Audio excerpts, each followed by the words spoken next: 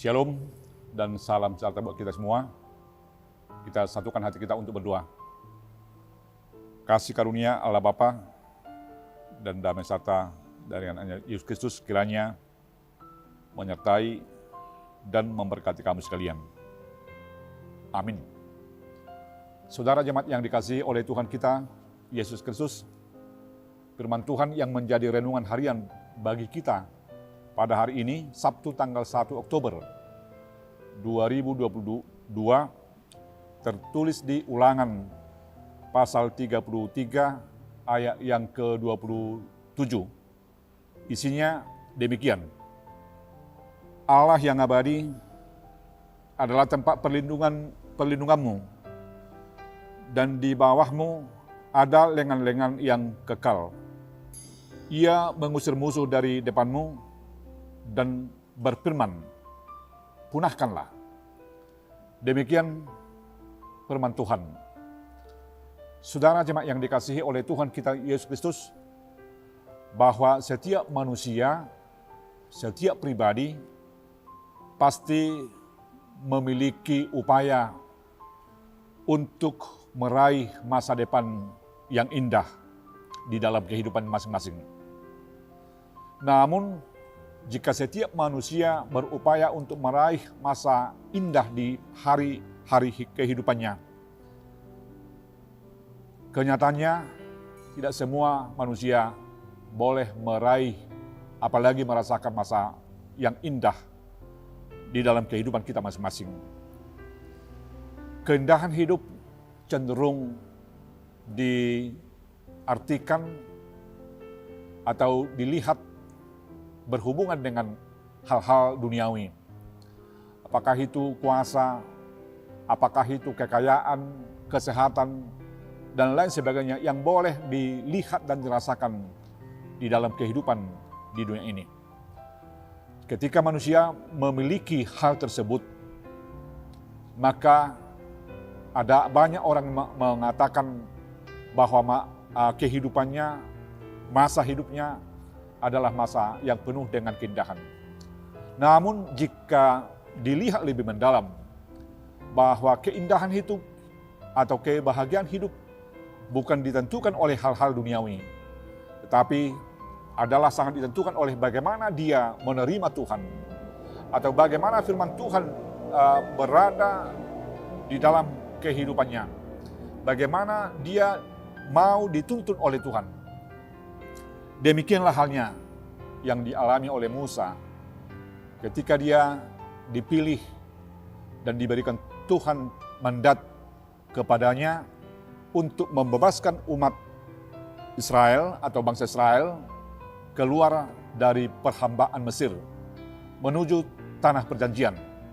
Tentu dua keadaan yang berbeda antara Mesir dengan Kanaan. Di sana Musa dipilih dan ditetapkan oleh Tuhan. Oleh sebab itu, Musa melihat memang bahwa dalam membebaskan umat Israel atau bangsa Israel keluar dari Mesir, itu bukan pekerjaan yang mudah, tetapi adalah pekerjaan yang sulit. Dan juga di perjalanan setelah Mesir, sebelum tanah perjanjian, tentu mereka atau bangsa Israel bukan berjalan tanpa persoalan, tanpa hambatan. Bahkan juga di sepanjang perjalanan mereka menghadapi banyak masalah. Namun di setiap masalah yang mereka hadapi, yang nyata adalah penyertaan Tuhan. Maka sejak dari Mesir, selama di perjalanan, Tuhan selalu menyertai mereka. Tuhan selalu memampukan mereka, bukan hanya keluar, tetapi menaklukkan musuh-musuh yang menghalangi perjalanan mereka untuk meraih dan tiba di tanah perjanjian.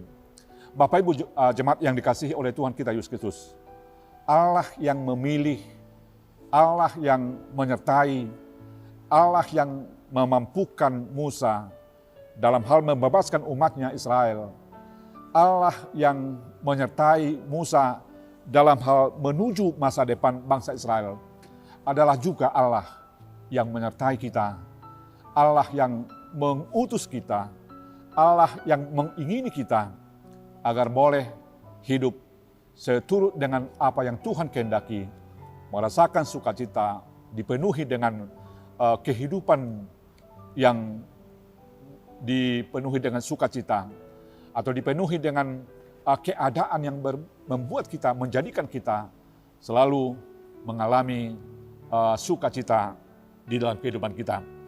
Oleh sebab itu, Bapak Ibu jemaat yang dikasihi oleh Tuhan kita Yesus Kristus, adalah sangat penting kita selalu mengandalkan Tuhan.